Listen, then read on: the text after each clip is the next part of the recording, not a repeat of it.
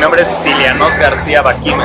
Estoy aquí por la recomendación 7/2013, que fue una recomendación que se saca con respecto a lo del 1 de diciembre de 2012, cuando fuimos detenidos más de 102 personas en el contexto del toma posesión de Enrique Peña Nieto. Y bueno, vine aquí para darle un poco de presión, aunque sé que las instituciones poco hacen por los activistas. Simplemente fui invitado y colaboro con mis compañeros detenidos también el 1 de diciembre. Yo soy trabajador, soy comerciante, tengo ahorita un lugar de comida, me he dedicado muchísimo tiempo a eso y en ese tiempo también tenía un puesto de comida, un local de comida. El día que me detuvieron, por desgracia no había, pues se tomaron como un día de asueto, entonces no tuve trabajo, entonces siempre fui activista, balanceaba mis actividades de trabajo con mis actividades políticas y ese día pues yo prendo la televisión muy temprano, no recordaba que era el día y me entero que habían asesinado a una persona, ¿no? Que ahora sabemos que es Cui Kendall, que le habían metido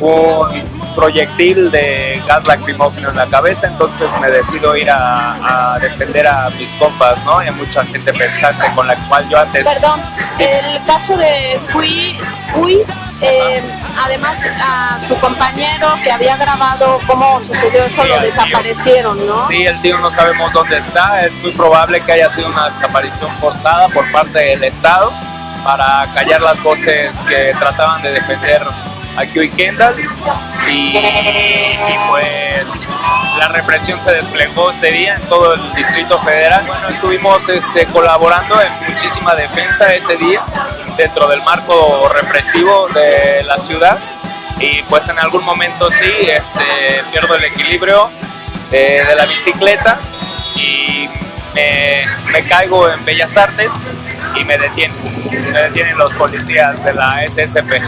Nosotros nos estábamos defendiendo. Ha sido largo, tedioso, como todos los procesos, lleno de fallas. ¿Cuánto tiempo estuviste? Estuve preso solo 27 días en reclusorio norte. Pero dices que fueron como... Sí, 1 año, 6 meses en juicio para tratar de deslindar responsabilidades y hacer careos con los PDI, los mentirosos PDI de la institución de la PGJ. Pues nada, simplemente continuemos con este tipo de actividades. A muchos les parecen justas, a otros no. Cada quien tendrá su forma de actuar y para mí es totalmente válido. Hace un momento argumentaste, nosotros nos estábamos defendiendo. Sí. ¿Podrías ampliar esa idea para la gente que te escuche? Pues sí, claro, si recibimos proyectiles de goma en la cara, hay gente que pierde el ojo, hay gente que pierde la vida. Pues lo más sensato es tratar de defendernos. Esas armas están prohibidas por la ONU. El comandante de ese momento de la Policía Federal se deslindó, dijo que iba a investigar el uso de esos proyectiles, de esas armas. Nunca lo hizo. La mayoría de las detenciones fueron arbitrarias, gente que solo iba caminando, gente que solo iba pasando. Entonces la defensa contra este tipo de arbitrariedades siempre es válida. Muchas gracias. Alejandro Lugo Morán, fui detenido el 1 de diciembre del 2012, torturado, apresado, internado en el reclusorio preventivo Varonil Norte del DF. Vamos, y hoy, el día de hoy, 10 de diciembre del 2015, estamos aquí afuera de la Comisión de Derechos Humanos para recordarle a esta comisión, en especial a su titular Perla Gómez Gallardo, que hay compromisos con los derechos humanos. El 1 de diciembre yo salí a comer en mi casa, vivo muy cerca de Reforma, a la 1:30 aproximadamente. Salgo con mi esposa al entrar a un restaurante, al estacionamiento de un restaurante. Somos detenidos por granaderos del Distrito Federal. A mi esposa la dejan ir, a mí me golpean, me torturan, me encarcelan. O sea, tú no estabas participando en ninguna manifestación. Entonces ahí es donde soy detenido, llevado a la agencia número 50, al búnker. Pues ya en el búnker se me imputan junto con otras 100 personas los delitos de ataques a la paz pública. Somos trasladados al reclusorio norte el 9 de diciembre El día de ayer se cumplió 3 años, se libera al grueso de los y las detenidas, y algunos, 14 personas, nos deciden sujetarnos a proceso y dejarnos dentro del reclusorio. Entonces, para diciembre del 2012, el delito de ataques a la paz pública era un delito considerado grave en el Distrito Federal, con una penalidad hasta de 30 años. En el caso de las imputaciones que nos hacen, se le da, la Procuraduría del DF le da el agravante de pandilla, lo cual le aumenta un 50%, entonces digamos que podíamos ir a la cárcel hasta 45 años, ¿no? Marcelo Ebrard, el entonces jefe de gobierno, en ese momento era lo que él pedía, 45 años de cárcel a los responsables, argumentando que ya habíamos declarado, que estábamos pagados, que éramos un grupo organizado, que éramos anarquistas y bueno, pues que habíamos causado destrozos nunca antes vistos en la ciudad. O sea, tú no conocías a ninguna de las personas con las que se te acusó de... No, a nadie. Nunca las habías visto. Las personas con las que se me detiene, en el lugar que se me detiene junto a 2 personas que nos trasladan juntos. Unos metros más adelante se detienen otras 8 personas y todo, digamos que el gran número de detenciones que fue en el centro y en Insurgentes y Reforma, pues no los conocía. Ahora sé que nadie de ellos se conocía, fueron detenciones aleatorias, ¿no? Se logra documentar digamos el 100% de las detenciones y los casos, pues todos los casos fueron detenciones arbitrarias, ilegales. Las personas bien podían ser o no, como en mi caso, manifestantes, todos ellos pacíficos, sin una participación en los actos o en los hechos violentos o vandálicos de ese día, ¿no? El encubrimiento que la policía del Distrito Federal tuvo hacia los grupos violentos, a los grupos que efectivamente crearon destrozos en el centro histórico. Marcelo Ebrard, de hacer detenciones, ¿no? Que se detuviera a quien fuera, que en especial buscaran o detuvieran a los que traían mochilas, ¿no? Como una justificación de que ahí se portaban los artefactos. Desde tu punto de vista, ¿cómo fue la selección de decir tú te vas y tú te quedas? Los que salen, ninguno de los que nos quedamos era de provincia, había mucha gente de provincia que venía de visita, que estaba paseando por el DF detenida, entonces ellos estaban para afuera. Hubo una detención en Filomeno Mata y 5 de Mayo, muy sonada, muy documentada, muy videograbada, que era totalmente absurda al verla y daba cuenta del autoritarismo y de la arbitrariedad con que se maneja la policía del DF. Ellos también son de los primeros que salen el 9 de diciembre. Estudiantes de la UNAM salen. Una cuestión de popularidad, ¿no? Quien tenía más redes sociales, obviamente estudiantes, telefonistas, trabajadores formales, trabajadores de gobierno fueron saliendo, ¿no? En mi caso, lo que decía la juez y que siempre aseguró el Ministerio Público es que yo aparecía en videos haciendo destrozos, ¿no? Lo cual pues, obviamente es mentira. Ya tenías rastas. Ya. De hecho, la Procuraduría todo el año que estuve en juicio, de manera ilegal, siguió proporcionando al juzgado 47, donde se conoció el caso, siguió proporcionando videos, fotografías de personas con rastas. Muchas veces ni siquiera haciendo destrozos, ¿no? Pero simplemente queriendo presentarlas como una prueba de que yo estuve ahí, y si estuve ahí, luego entonces yo tenía que ser el que generó destrozos. ¿Consideras que hay un estigma visual? Por supuesto. O sea, el hecho de tener rastas y un piercing, dijeron, este tiene pinta de delincuente, se queda. Por supuesto. Desde el momento en que me señalan, en que se empiezan a decir los granaderos, deténganlo a él, denle R9, que era lo que decían, queda muy claro, ¿no? En mi caso fue totalmente estigmatización. Y en el caso de otras personas que fueron detenidas ahí, que por ejemplo no tenían razas o no tenían perforaciones, fueron personas que defendían o que estaban gritando o increpándole a los granaderos que ya no me golpearan o que ya me dejaran ir. Que yo recuerdo a 2 muy en especial, que son con quienes me suben a la patrulla, a los que nos transportan en esa patrulla al búnker. Un chico de ciencias políticas que lo liberan en el Ministerio Público, Desgraciadamente entiendo que movieron influencias porque son personas que ni siquiera han podido proporcionar su nombre y nunca quisieron proporcionar su nombre ni tener más comunicación con los que fuimos apresados.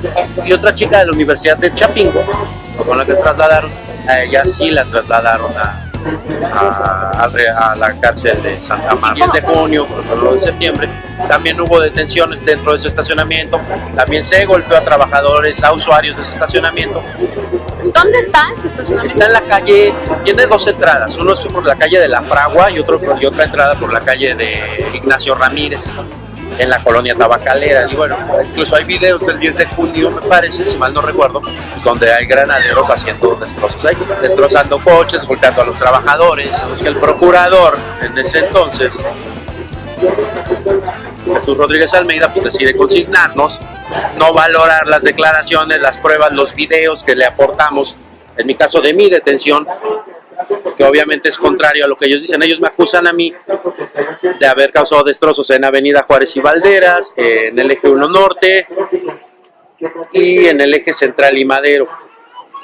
Me acusan de haber causado destrozos en esos tres lugares a la misma hora, diciendo que mi detención fue, digamos, cerca de la misma hora que me acusan, pero a 2 kilómetros de distancia de ahí, con trabajadores del estacionamiento como testigos. Entonces, bueno, el procurador decide desestimar esas declaraciones, esos testimonios, y nos traslada al reclusorio, ¿no? ¿En el reclusorio estuviste? 27 días, hasta que se modifica, la Asamblea Legislativa del DF modifica el delito de ataques a la paz pública,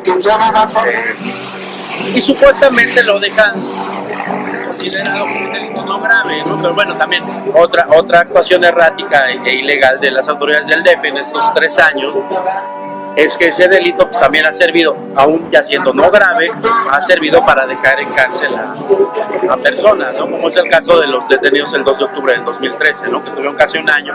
La mayoría de ellos, porque hay todavía quien está dentro del reclusorio, la mayoría de ellos estuvo cerca de un año en cárcel, acusados de ataques a la paz pública y de ataques a la autoridad, delitos considerados no graves, pero que los jueces del DF, en manos del magistrado Edgar Elías Azar, pues ha indicado como graves. Por ejemplo, del 1 de diciembre del 2012 a hoy, 1 de diciembre del 2015, van cerca de 500 detenidos por motivos políticos en el DF. Cerca de 300 procesados, o sea, los que se les ha sometido a un proceso judicial. De estos, todos esos procesados, solo habemos 2 absueltos. Los demás o están cumpliendo una condena, que son los menos, y la mayoría ha salido libre por la vía del amparo. ¿Qué es la vía del amparo? La vía del amparo es buscar un juicio de garantías por la justicia federal, no por la justicia del DF. ¿Qué es lo que hace un procesado? A mí el DF me está diciendo que yo ataqué la paz pública, que yo agredí, que yo rompí, que yo golpeé, bla, bla. Presentan una serie de pruebas. Hemos documentado todas estas detenciones desde hace 3 años, todas falsas, todas inventadas, todas inverosímiles, incongruentes en tiempo, modo y lugar. Y la justicia del DF, los jueces del DF, bajo consigna, les es muy fácil dictar condenas, sacar como culpables a todos los procesados. Sin embargo, el juicio de garantías es buscar el amparo de la justicia federal. Se acude a un juez federal y se le demuestra o se le presentan las pruebas de cargo y de descargo, de las que acusan y las que pretende la defensa excusar al inculpado. En ese juicio de amparo, los jueces valoran las pruebas, hacen, digamos, un juicio paralelo, pero en las instancias federales, y la mayoría, en ese juicio de garantías federal, es donde estos jueces han dictaminado que no había elementos, que fueron detenciones arbitrarias, que las acusaciones vertidas por la Procuraduría General de Justicia del DF son falsas, son inverosímiles, son carentes, se acompañan de testimonios falsos. Entonces es así que la mayoría ha recuperado su libertad.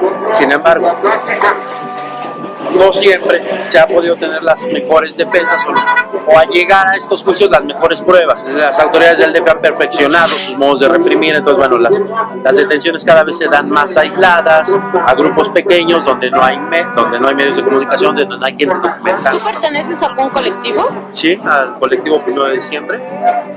O sea, a partir de lo que sucedió, se formó ese colectivo y tú has estado activo. Un grupo de expresos del 1 de diciembre bueno, pues, decidimos, primero pues darle seguimiento a estos casos y después pues, en solidaridad con los detenidos nos pusimos a documentar las detenciones, tratamos de tener cobertura en las manifestaciones, de estar documentando, de hacer enlaces entre las defensas, entre los abogados de defensa y entre medios libres de comunicación para poder allegar pruebas, ¿no? Que precisamente fue lo que padecimos mucho, ¿no? ¿Algún sitio web o alguna página donde la gente que nos escucha pueda informarse? Uno de mxnoseolvida.org. Ok.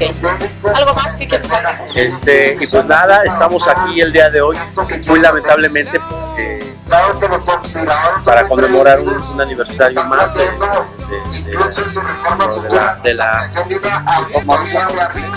de la promulgación de la Declaración Universal de Derechos Humanos por la ONU. Y tristemente tenemos que estarle recordando aquí a Perla Gómez Gallardo que tiene una obligación con los derechos humanos, ¿no? Y señalarla como cómplice de toda la represión ocurrida en la Ciudad de México y recalcarle que si el encubrimiento que ella ha hecho todos estos 2 años que ya lleva ella presidiendo esta comisión, que sin ese encubrimiento no hubieran pasado tantas personas por el reclusorio, que si ella se hubiera dedicado a defender los derechos humanos no tendríamos una crisis de derechos humanos en la Ciudad de México y así la Ciudad de México pudiera seguir siendo un ejemplo de garantías y una ciudad donde se respetaran los derechos por persona. Y exigimos la renuncia inmediata de Perla Gómez. Muchas gracias. A ti.